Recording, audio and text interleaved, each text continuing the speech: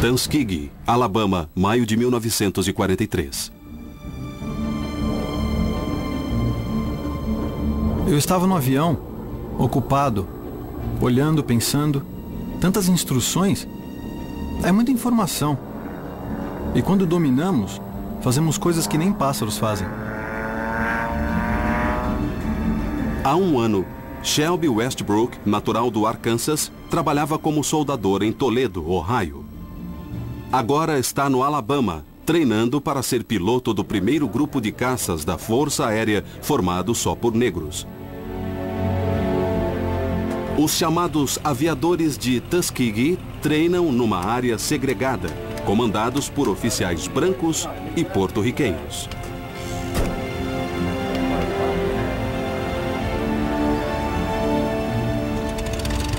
Nossas instalações são separadas, mas é bom fazer algo de que muitos nos consideravam incapazes.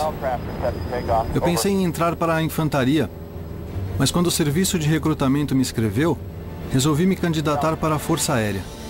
No começo só aceitavam candidatos com curso superior completo. Mas quando estes acabaram, começaram a aceitar pessoas com 2 anos de faculdade. E quando estes acabaram, inventaram um teste escrito. E quem passasse nesse teste podia entrar para o programa. E foi assim que eu entrei, porque não tinha faculdade. E agora sou piloto do grupo de caças 332. Westbrook e os aviadores de Tuskegee foram filmados a cores em imagens como estas. Produzido pelas Forças Armadas, o filme visava promover a inclusão de afro-americanos nas forças aéreas. Após o treinamento, a ação de combate do grupo de caças foi filmada em preto e branco. Ramitelli, Itália, 13 de setembro de 1944. O comandante pegou um mapa imenso de todo o teatro europeu. Ele disse: "Cavalheiros, hoje vamos atacar as refinarias de petróleo."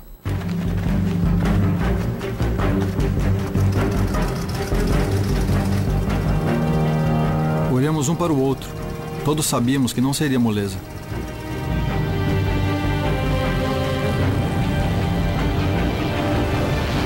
Westbrook e o grupo de caças 332 escoltavam bombardeiros como parte de uma estratégia aliada para bombardear refinarias nazistas. O alvo era um imenso complexo alemão em Black Hammer, Polônia. Lá, os alemães usavam depósitos naturais de carvão para produzir petróleo sintético que empregavam para abastecer quase todos os seus aviões. Black Hammer era um dos alvos mais protegidos do Terceiro Reich. Black Hammer, Polônia, setembro de 1944.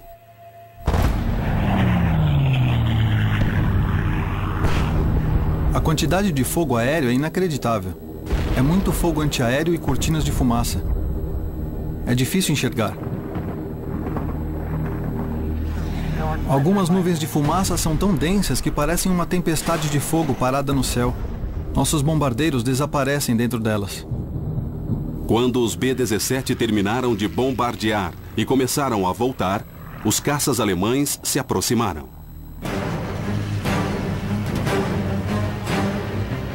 Não há tempo para sentir, só para reagir. Nossos bombardeiros são alvos fáceis e é nosso dever protegê-los. É hora de entrar em ação.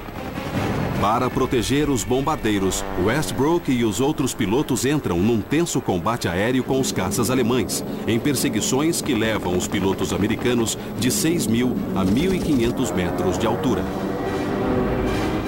As perseguições duram apenas minutos. O tempo de acabar a munição de 1.200 cartuchos de cada avião.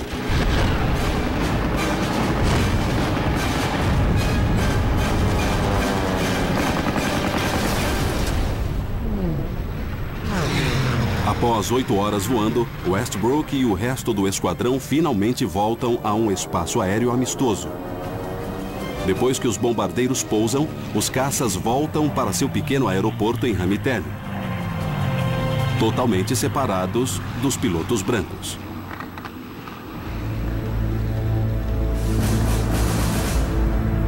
Quando eu voo, eu só penso no que estou fazendo, na responsabilidade. Mas quando eu volto, percebo a realidade do perigo. Isso é muito sério.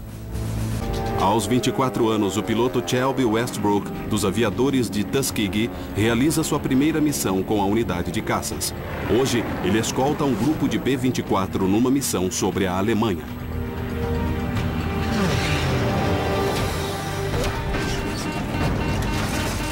Fui atingido no sistema de refrigeração do avião.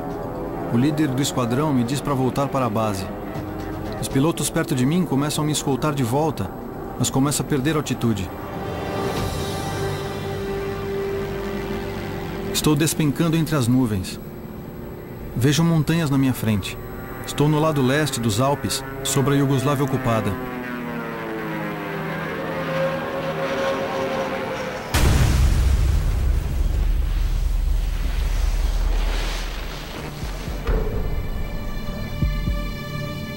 Dois aviões derrubados, mas é o menor dos problemas.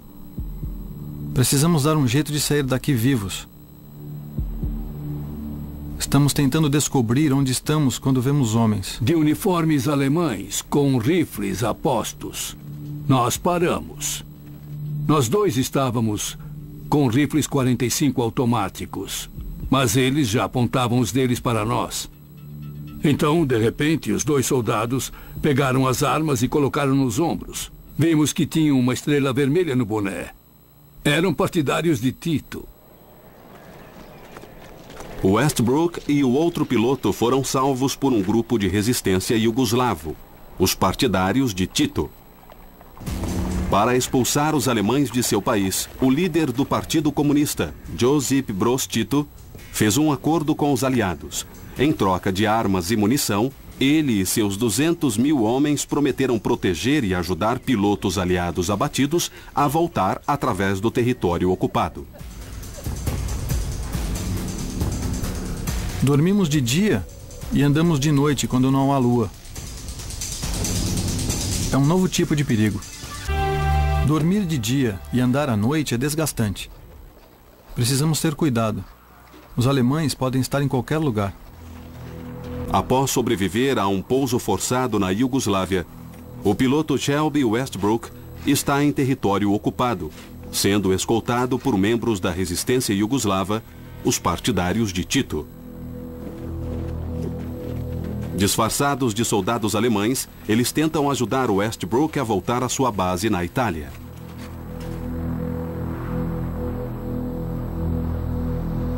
Você não sabe o que vai acontecer no minuto seguinte.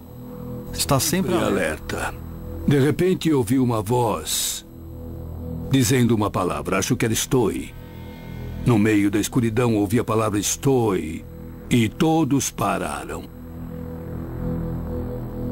Quando os partidários pararam, nós também paramos. Ficamos imóveis, sem fazer barulho, ouvindo o silêncio contínuo no meio da escuridão. E de repente ouvimos algumas vozes conversando bem baixinho. E alguns minutos depois, continuamos a andar. É estranho se sentir tão impotente. Mas tudo que posso fazer é confiar neles e me preparar para o que vem pela frente. Durante 4 semanas, Shelby ficou escondido atrás das linhas inimigas. Com a ajuda dos partidários, acabou chegando ao porto de Zara, na costa da Iugoslávia. Lá encontrou soldados britânicos que o levaram de volta a seu esquadrão na Itália. Westbrook realizou mais 29 missões antes de voltar aos Estados Unidos. Quando voltei para a base, comecei a provocar meus colegas dizendo: até mais, pessoal, estou indo para casa. Westbrook foi condecorado com uma medalha de aviação por seus serviços durante a guerra.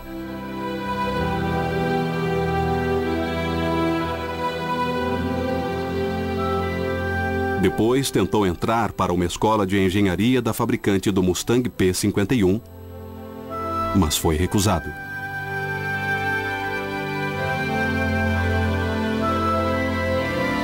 Soube mais tarde que o diretor da companhia não aceitava alunos negros. Ele é o editor do livro Aviadores de Tuskegee, 1941-1945.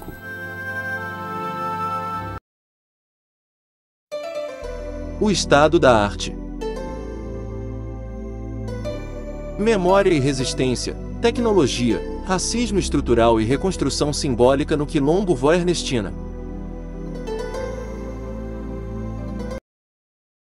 Introduco.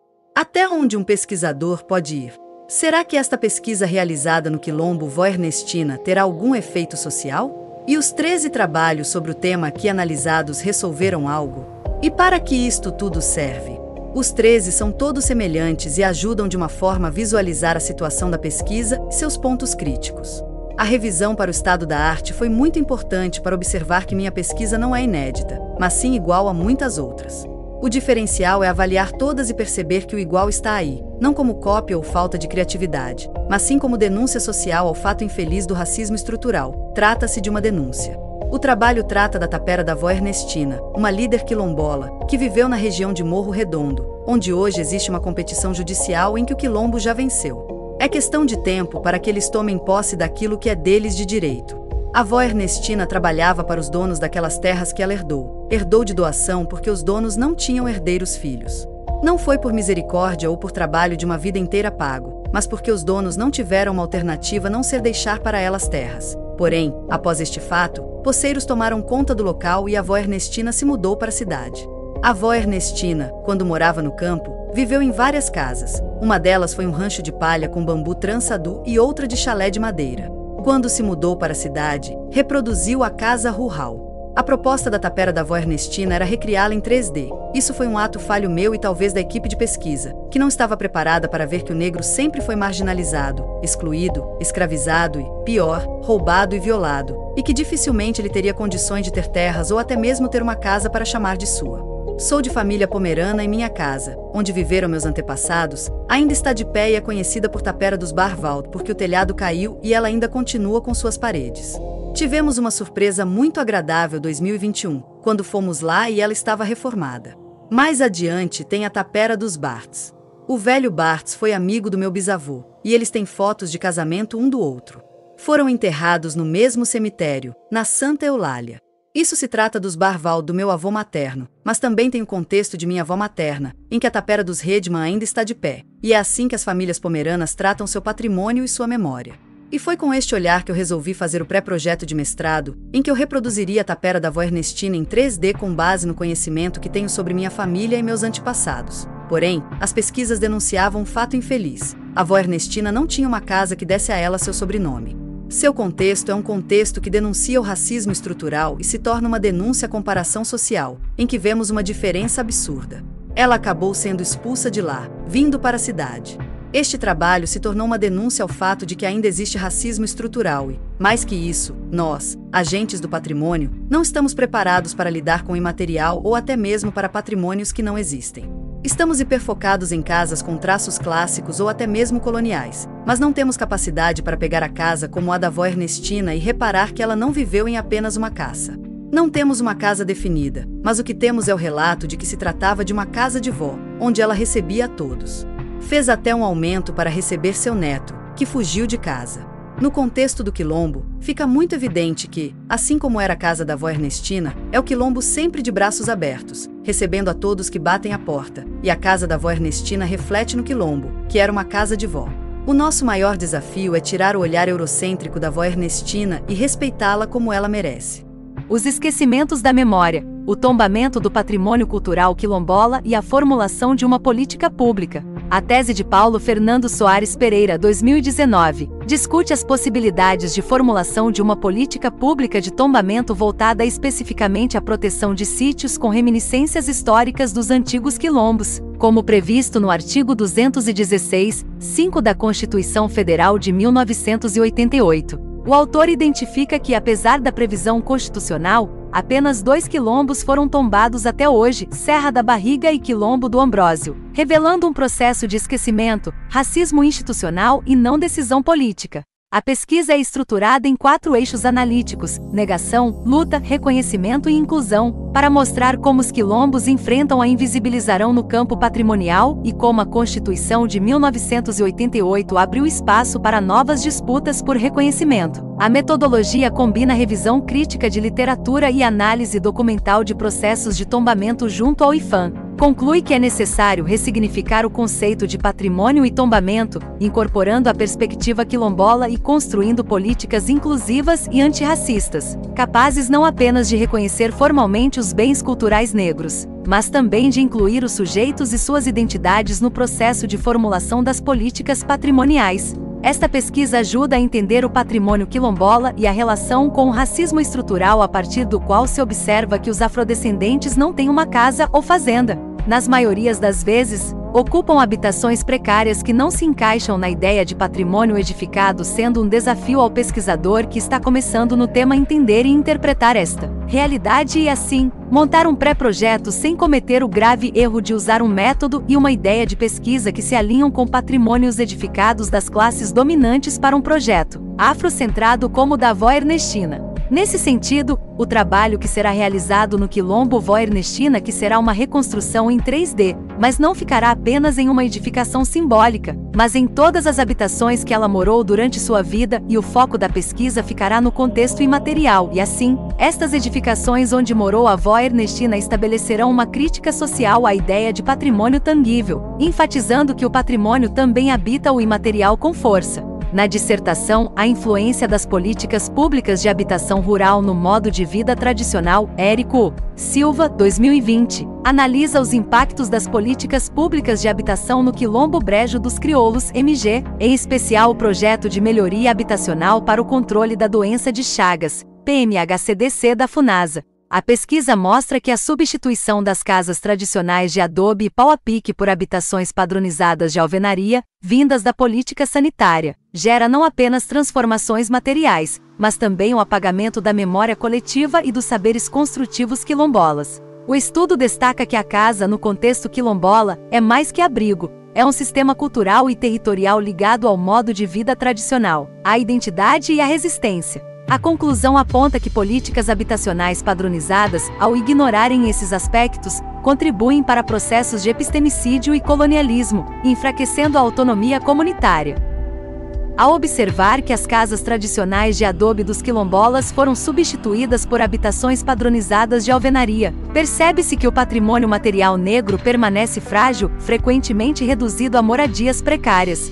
Essa constatação não constitui uma crítica à simplicidade das casas em si, mas evidencia que, historicamente, o patrimônio quilombola não se consolidou em edificações estáveis devido ao racismo estrutural e às múltiplas formas de opressão. A trajetória da avó Ernestina ilustra esse processo, marcada por sucessivas moradias em condições precárias e provisórias. A presente pesquisa pretende demonstrar que a cultura quilombola não se limita à ausência de patrimônio edificado monumental, mas revela um patrimônio de outra ordem, fundado na resiliência, na resistência e na capacidade de dar sentido e dignidade à vida, mesmo em contextos de vulnerabilidade. Morro Redondo, paisagens e relatos de uma jornada fotográfica. O ensaio fotográfico Morro Redondo, paisagens foi produzido durante a pandemia de Covid-19 e resultou em uma exposição virtual inaugurada em 2021, realizado por Ubirajara Budin Cruz, Cátedra Unesco IPT Humanidades e Gestão Integrada do Território em Morro Redondo, RS no site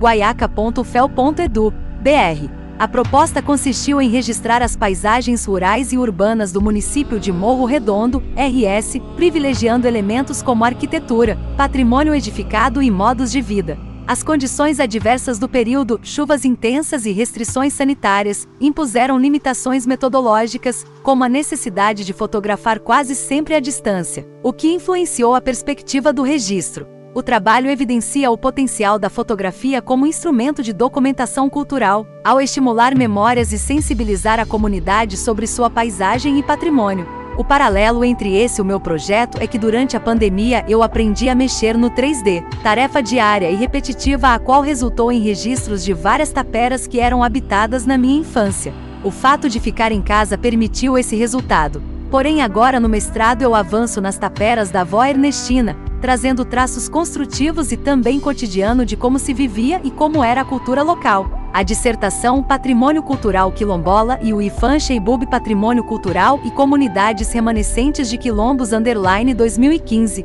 Michele de Carvalho Sheibub analisa o papel do IFAM na preservação do patrimônio cultural quilombola a partir da Constituição Federal de 1988, que determinou o tombamento dos sítios e documentos dos antigos quilombos, artigo 216-5. O estudo decorre de atividades no DEPOM, Departamento do Patrimônio Material e Fiscalização, em articulação com outras áreas do IFAM, e investiga os processos de tombamento, a atuação do GT Quilombos e a aplicação de instrumentos como tombamento, o Registro e o Inventário Nacional de Referências Culturais, INC. A pesquisa aponta tensões internas à instituição, a ausência de jurisprudência atualizada e a dificuldade de o IFAM reconhecer patrimônios não consagrados, como os territórios quilombolas, diferentemente da abordagem do INCRA na regularização fundiária. Destaca-se o estudo de caso do INCRA das comunidades quilombolas do Piauí, construído com forte protagonismo da SECOC-PI, no qual as próprias comunidades definiram um recorte identitário e territorial, mapeando bens materiais e imateriais, como batuques e o casarão de Olho d'Água dos Negros.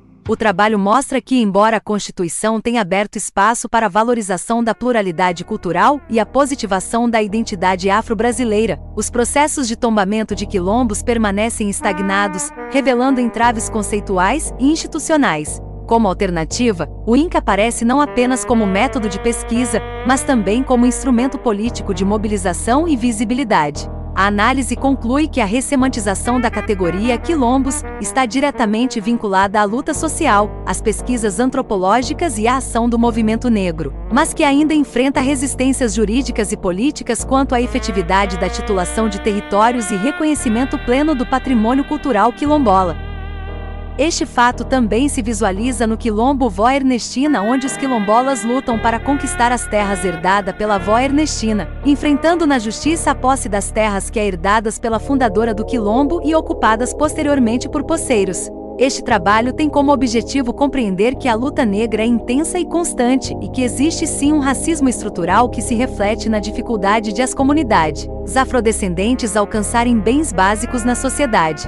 A dissertação Quilombos e Patrimônio Cultural Beatriz Axioli Vaz, 2014, investiga a contribuição da cultura negra na formação do patrimônio cultural do Rio Grande do Sul. A pesquisa examina como o IFAM, após a Constituição Federal de 1988, incorporou a preservação do patrimônio cultural quilombola, especialmente no uso dos instrumentos tombamento e registro. O estudo é resultado de atividades do mestrado profissional em preservação do patrimônio cultural, de 2011 a 2013, com práticas supervisionadas na Superintendência de Minas Gerais, que incluíram acompanhamento de inventários, processos de salvaguarda de bens imateriais e observação direta de comunidades quilombolas, como Manzo Ngunzo Caiango, quilombo urbano em Belo Horizonte, e Chacrinha dos Pretos, Belo Vale, MG. O trabalho identifica uma problemática central: a previsão constitucional do tombamento de quilombos, artigo 216, confira, 88. Gerou disputas conceituais e políticas, e o IFAM manteve posições hegemônicas ligadas ao patrimônio de pedra e cal. A pesquisa contrasta essa abordagem com a do patrimônio imaterial, que introduz a noção de referências culturais e desloca o foco do bem para os sujeitos que o reconhecem.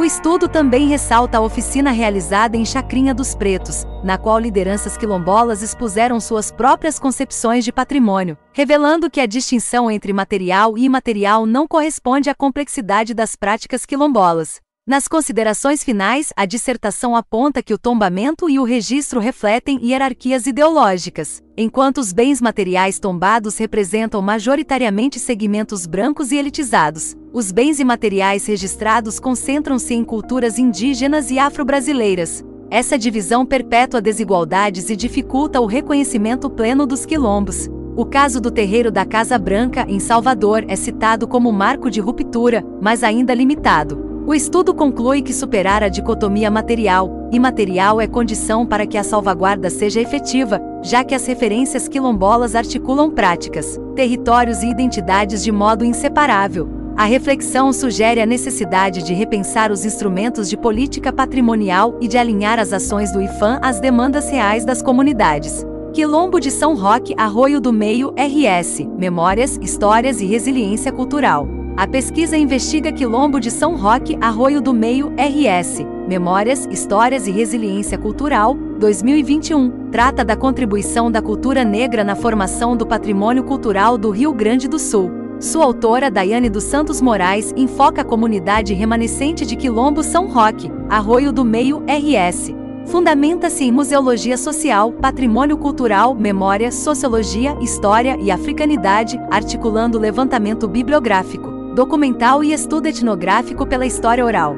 Foram identificados 4 bens patrimoniais apontados pela própria comunidade: uso das ervas curativas, devoção à Virgem Imaculada Conceição, dança africana Maé Axé e a casa de seu Dárcio Geraldo e Dona Maria Rita como lugar de memória. O estudo evidencia que a oralidade é central na preservação de saberes e práticas, que se manifestam no cotidiano por meio da culinária, celebrações religiosas, medicina popular e transmissão de tradições entre gerações. A análise demonstra que a comunidade atua como protagonista na preservação e valorização da cultura afro-brasileira, ainda que seu reconhecimento oficial como patrimônio cultural seja incipiente no município e no estado. A pesquisa ainda sugere a criação de inventários participativos e museus comunitários como estratégias de salvaguarda, e defende o protagonismo negro como parte fundamental da identidade cultural gaúcha e brasileira.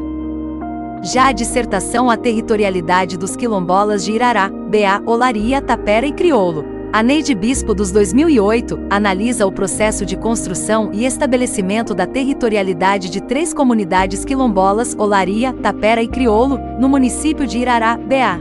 O conceito de território relacional é adotado como eixo central, entendendo-o como resultado das relações de poder e das estratégias de resistência dos quilombolas para garantir permanência, reprodução social e identidade coletiva. A pesquisa mostra que cada comunidade desenvolveu uma geohistória própria. Olaria sofreu um processo de expropriação secular, resistindo continuamente às pressões de agentes hegemônicos. Tapera, formada por doação de terras, não enfrentou conflitos fundiários diretos, mas vive desterritorialização pela fragmentação do espaço e pela migração de jovens, o que resultou em territorialidades híbridas. Já Crioulo, originado da união de escravos indígenas em terras antes jesuíticas, teve seu território expropriado por latifundiários e viveu processos de reescravização, permanecendo hoje sob forte exploração. O trabalho evidencia que a territorialidade quilombola não se limita ao acesso à terra, mas envolve práticas culturais, religiosas e sociais, samba de roda, batuques, catolicismo popular, rezas, práticas de cura que reforçam a identidade e a resistência.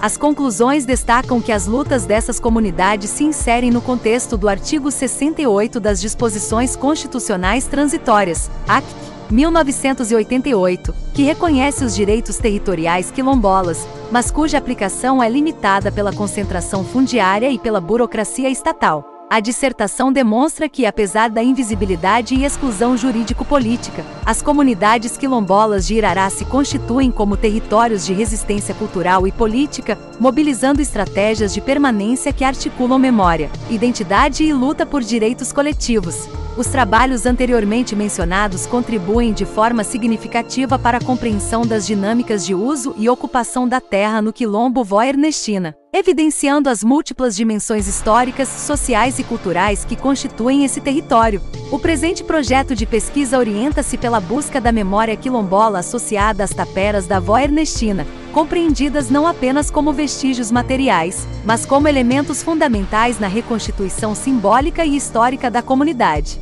A investigação parte do princípio de que a reconstrução tridimensional, 3D, dessas taperas pode funcionar como um instrumento de reavivamento da memória coletiva, permitindo a visualização das práticas, usos e costumes que estruturaram o modo de vida quilombola. Assim como o corpo humano depende do espírito para existir em plenitude, as taperas, enquanto ruínas físicas, adquirem nova vitalidade quando reinterpretadas digitalmente. Nesse sentido, as reconstituições em 3D atuam como o espírito que anima o corpo inerte das edificações, restituindo-lhe significado, história e presença no território contemporâneo. Essa abordagem metodológica, portanto, não se limita à materialidade das taperas, mas propõe um processo de evocação da memória que ultrapassa o objeto em si, funcionando como gatilho para novas investigações e projetos voltados à valorização e preservação do patrimônio imaterial quilombola. Desse modo, o projeto busca integrar tecnologia, memória e território como dimensões indissociáveis na construção de um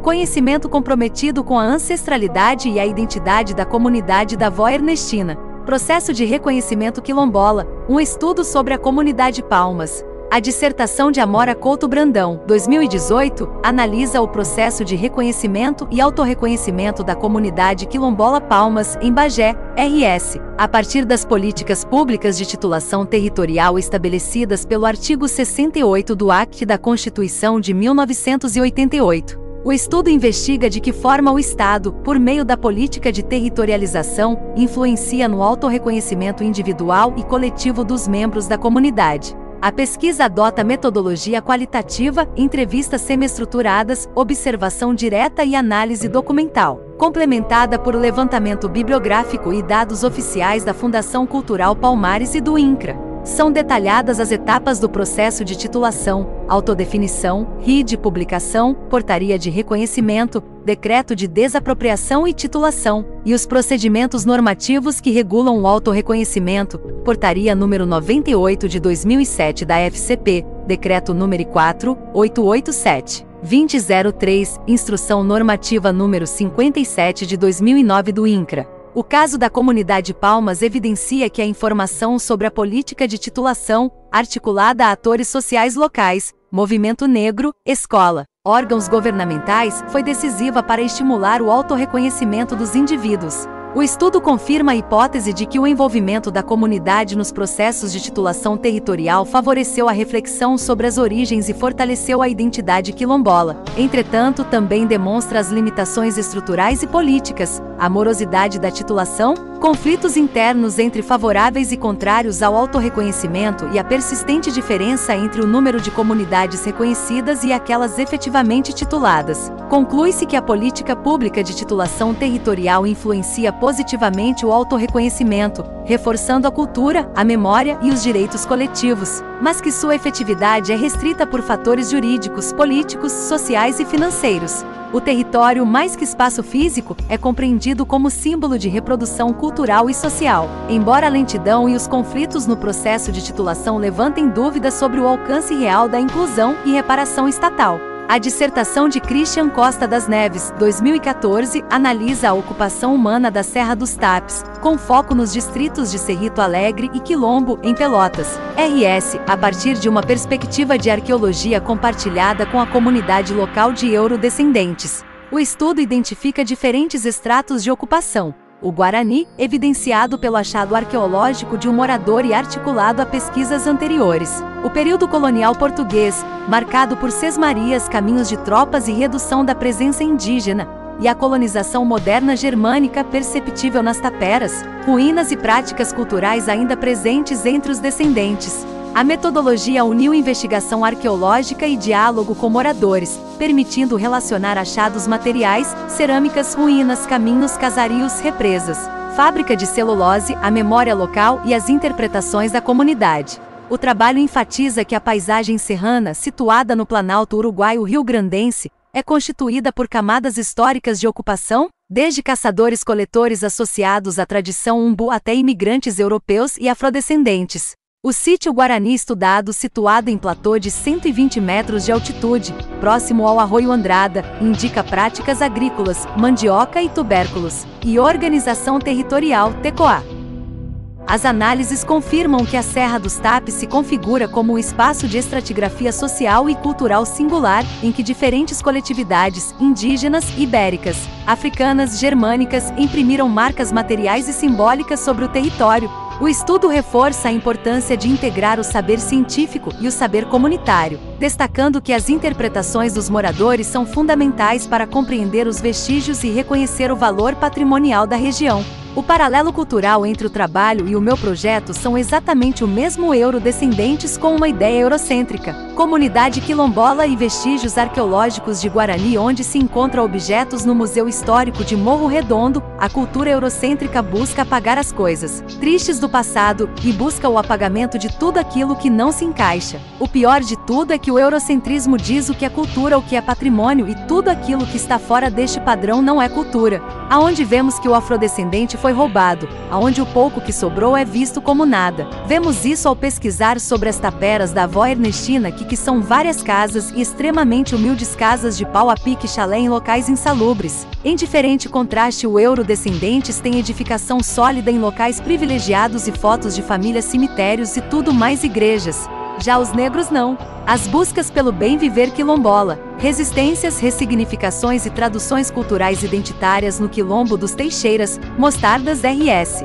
A pesquisa analisa os processos sociais e culturais de identificação quilombola das famílias do Quilombo dos Teixeiras, em Mostardas RS, após o reconhecimento constitucional de 1988. O trabalho evidencia como o acionamento da identidade quilombola atua como estratégia de acesso a direitos, políticas públicas e melhores condições de vida, articulando o conceito de bem viver quilombola. A investigação combina entrevistas, observações e vivências para compreender as práticas comunitárias. Os resultados mostram que a agricultura e pecuária de autoconsumo são centrais para o sustento, garantindo relativa autonomia alimentar, complementada pela comercialização em feiras locais, regionais e até internacionais. O estudo também destaca o impacto das políticas de ação afirmativa, como o acesso ao ensino superior, na elevação da autoestima e na transformação da identidade quilombola, que deixa de ser estigmatizada para se tornar um marcador de dignidade e mobilização social.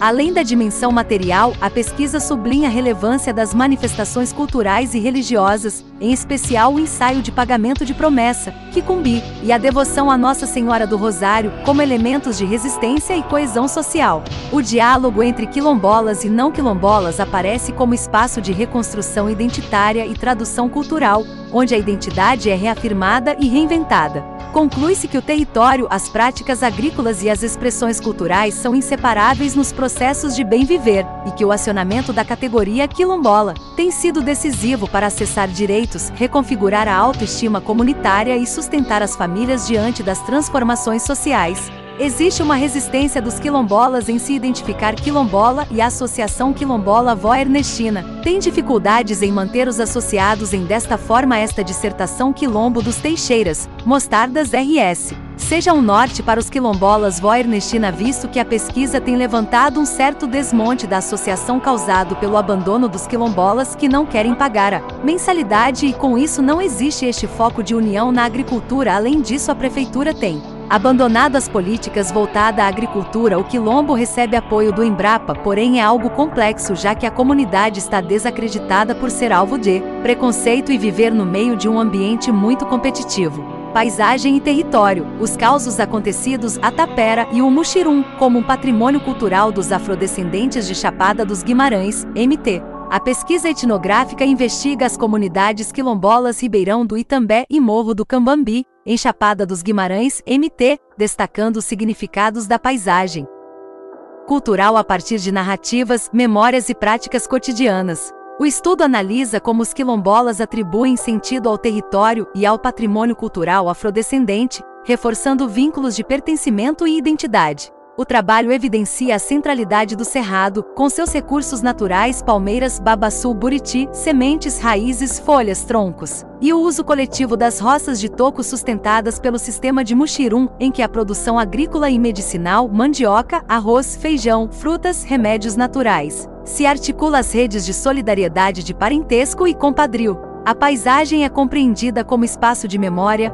luta e resistência frente às pressões do agronegócio, mineração, hidrelétricas e expansão imobiliária. As memórias de afugentamentos, 1920-1970, e as narrativas de violência, como expulsões, perseguições e assassinatos, são elementos centrais para entender a disputa histórica pelo território. Esse processo de deslocamento forçado e resistência comunitária é narrado por moradores como Dona Luciene, Dona Albertina e Senhor Gonçalo, cujas falas revelam a continuidade das práticas e a violência estrutural vivida pelas comunidades. Do ponto de vista jurídico, o estudo se âncora no artigo 68 do ACC e nos artigos 215 e 216 da Constituição Federal de 1988, que reconhecem o direito quilombola às terras e às expressões culturais como patrimônio material e imaterial do Brasil. No campo teórico, dialoga com Tim Gold, 2015, sobre a relação corpo-natureza, Manuela Carneiro da Cunha, 2012. Sobre redes de resistência e abundância nos quilombos, Florestan Fernandes, 2007, sobre a ideologia do preconceito racial, e autores como Bandeira Arruti, Stuart Hall e Alfredo Wagner, que aprofundam as noções de territorialidade negra, memória subterrânea e processos de territorialização. Conclui-se que o patrimônio cultural quilombola em Chapada dos Guimarães, expresso nas taperas, utensílios, causos, rituais e sistemas de produção, constitui um território existencial em disputa, no qual a memória coletiva, o pertencimento e as práticas cotidianas sustentam a resistência e a identidade das comunidades diante de processos históricos e contemporâneos de exclusão. Este trabalho ajuda a entender o que se passa no quilombo Vó-Ernestina de forma mais detalhada. O problema é o agronegócio que rodeia o quilombo e todos sabem que isso prejudica a água, a terra, e muitos associados são contra essa prática. Ao mesmo tempo, existe a luta na justiça pelas terras da Vó-Ernestina que foram roubadas e hoje se encontram na mão de poceiros que colocaram câmeras e construíram em cima da terra casas, porém já perderam na justiça e estas terras já estão cedidas aos quilombolas. Porém, aos associados que não estão em torno do quilombo, mas espalhados pela zona rural, estes são cercados pelo agronegócio, que são esmagados pelas grandes lavouras de soja, que têm fertilizantes que estragam toda a terra e também as vertentes de água e cacimbas, etc. A busca pela identidade comunitária invocando a Vó Ernestina é uma das formas que será realizada pela pesquisa das taperas que morou a Vó Ernestina, que servirá também como denúncia social, visto que vários trabalhos de dissertação denunciam este fato de forma idêntica e sem tocar no assunto, ou seja, o negro não tem um patrimônio tangível, edificado para chamar de seu. Mas não é isso que importa. O que importa aqui é verificar a resistência e a resiliência de um povo roubado, escravizado e que apesar de tudo virou o sal da terra, dando gosto ao mundo cultural que conhecemos. A dissertação apresenta um estudo etnoarqueológico com a comunidade quilombola Fazenda Cachoeira, em Piratini, RS, articulando observação participante e o uso do Sistema de Informação Geográfica, SIG. O foco está na análise da cultura material e na memória coletiva para mapear e compreender o território tradicionalmente ocupado, incluindo taperas, cemitérios, sede de estância, passos cercados, hortas, espaços de caça, pesca, coleta de frutas e plantas medicinais. Esses registros revelam práticas de subsistência sustentáveis e modos de vida vinculados ao território. O texto insere o estudo na luta política e jurídica das comunidades quilombolas, destacando o impacto do colonialismo interno, a ação de latifundiários e bancada ruralista, e a violência relacionada a conflitos fundiários. Ampara-se no artigo 68 do ACC, nos artigos 215 e 216 da Constituição de 1988, no Decreto 4.887/2003 e no Estatuto da Igualdade Racial, Lei 12.288/2010, ressaltando o papel da etnoarqueologia como instrumento político de visibilidade e reivindicação territorial. O trabalho registra que a comunidade possui apenas uma pequena parcela do território, enfrentando problemas de insegurança alimentar, esgotamento do solo, falta de acesso à água, dependência do lajeado em terra privada, isolamento por ausência de transporte público e dificuldades no acesso a políticas públicas devido ao analfabetismo e à fragilidade da associação comunitária. A pesquisa aponta que, historicamente, o local já serviu de refúgio para afrodescendentes escravizados, e que os deslocamentos da comunidade configuram uma ocupação contínua do território. Conclui-se que o mapeamento etnoarqueológico da Fazenda Cachoeira reforça a legitimidade da reivindicação quilombola, ao evidenciar marcos de memória e cultura material como casa de pedra, taperas, cachoeira e roçados, configurando um patrimônio cultural vivo. O estudo reafirma que a posse plena do território é condição indispensável para a reprodução física, social, econômica e espiritual da comunidade.